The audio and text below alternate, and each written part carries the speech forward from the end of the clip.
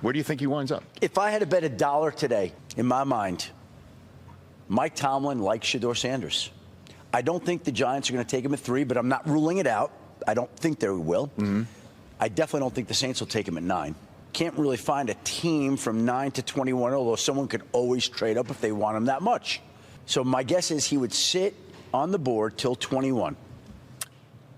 And that's where it's going to be interesting. Now, ultimately, I do think that Mike Tomlin is a Shedeur Sanders fan. And if he's a fan, my guess is that the owner might sign off on that at that point in time, and they might be Shedeur. Doesn't mean they will be, but I can see that happening. So who's the quarterback most likely to be traded up for at the end of the first round on Thursday night? I could tell you there seems to be a lot of sentiment out there, right or wrong, that the Saints love Jackson Dart. There's a belief amongst teams that the Saints love him. The Giants have an awful lot of ties with all their Ole Miss ties to Jackson Dart. Tyler Shuck, in the eyes of some, they think that he could potentially be the best quarterback in this draft class. Jalen Milroe's got this great upside that you need to harness, but I don't know how the Browns and the Giants and the Saints have them ranked. So do the Saints love Dart 9th overall, Love? I don't think so. Okay. I don't think they love him like that. But the Saints typically have been a very aggressive team in going up to get who they want. So if and when they don't pick a quarterback at 9, and by the way, that may be the surprise. On Thursday night, we're sitting there, and with the 9th overall pick, the New Orleans Saints select Ole Miss quarterback Jackson Dart. That'll be something.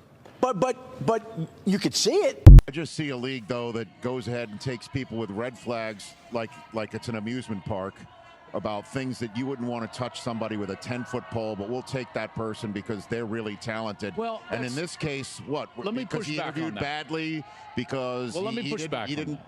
Okay, go for it. I would just say quarterback is different.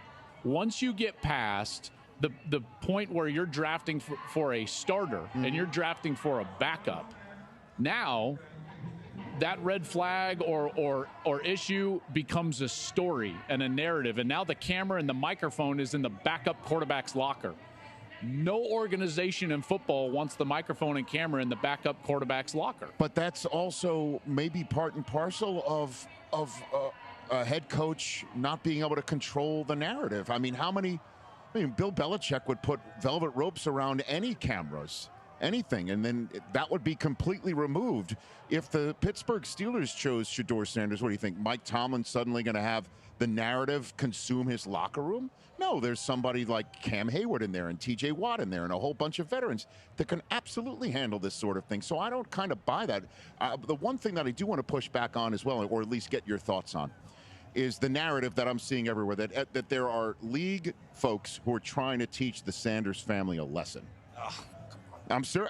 I know where you're coming from. Go for it. No, I absolutely know. Because that is a narrative that's being talked about. I absolutely know where you're coming from, because the thought that entered my mind tonight is, if I'm Shedeur Sanders sitting wherever you are right now, and this has not happened, you can't help but start to think it's personal. It's hard for us to sit here on the desk without all of the information. Without all the facts. We haven't been in the rooms. We haven't met with them. You're hearing things second and third hand. My free advice to take it or leave it. My free advice is someone who's scouted the NFL and has been in these rooms. If I was advising Shedeur, I wouldn't do it on social media. I would pick up a phone. I would get the numbers of some of the general managers of teams that you met with, and I would call them and say, please understand, I'm coming. There's no cameras coming with me. Social media is not going to be a big part of it. Anything you might ever be concerned about. I am a football player. I love this game. I put time into it. It's incredibly important to me. I just beg of you to give me the opportunity. I'm not going to come in there. I'm not going to come in there and ruffle any feathers. I'm going to come in there and work, and I'm going to earn my job, whether that's as the number 3 quarterback, the number 2 quarterback, and I'm eventually, hopefully, going to earn your trust and get an opportunity to play on the field. I'd really love to know everything about it. I think all of us up here agree we're not in those rooms. We don't know what these teams are thinking, so we're looking at it from the outside. By talent, this kid should have been long gone. Someone should have grabbed him, and we do it. What exactly is it? Remains to be seen, remains to be found out by us on the outside. So we're talking about an NFL draft. We're talking about Shedeur Sanders didn't go in the first round. Before I do, Ocho, in all my years that I go back to like really following the draft and understanding where players are going getting drafted back in '87. In almost 40 years, I've never seen anything like this. Yeah. I've never seen nothing like this myself. Obviously, I know I only played a short time, but I've been around long enough to know. Obviously, the 11, 12 years I did play, and all the time I've been retired and enjoying the game and watching it from afar and understanding how good players are, regardless of what scouts may say. The eye in the sky doesn't lie. I watched Shedeur play from high school to college at Jackson State to what he was able to do at Colorado. I want everybody to understand that you're never bigger than the program. You'll never be bigger than the program no matter who you are. And they will show you, they will always remind you at any given time, if at any point you think you are bigger than the program. And that is all we're seeing. That's all we're seeing right now. Joe, that is all we are seeing right now, regardless of who you are. There's some things I think Prime might have said, I don't want to quote it, but where he said it similar to there's some places I don't want to go. We're not going to go. Bingo. What Archie Manning said when it came to Eli. Same thing. No different. Anyway, I got something today I really want to read. Chad, I want you to listen to me real quick. I'm not here to stir up. I'm happy for everybody that got drafted. I want you to listen to something that was sent to me on Instagram. Chad, y'all stay with me real quick and just listen to me very, very closely. What we are witnessing once again is the machinery of a system that has never quite known what to do with a free black man, much less than a free black family. The NFL, with all its pageantry and power, finds itself uncomfortable, even threatened, when the likes of the Sanders family walk into a room, not asking for a seat at the table, but daring to bring their own. Deion Shedeur, this family has refused to shrink to fit the confines laid out for them. And so the machine does what it has always done. It seeks to diminish, to distort, to remind them and us that there is still a place for black folk. It is not at the head of the table. But in tragedy, you see, it's not in their refusals to bow, but is in the nation's fear of black excellence unchained. The fear that has always been the real danger, not the power of our stride, but the shadow we cast when we stand upright, unafraid, and unapologetically ourselves. Yeah. I was talking to my sister. She said, well, you think Shedeur?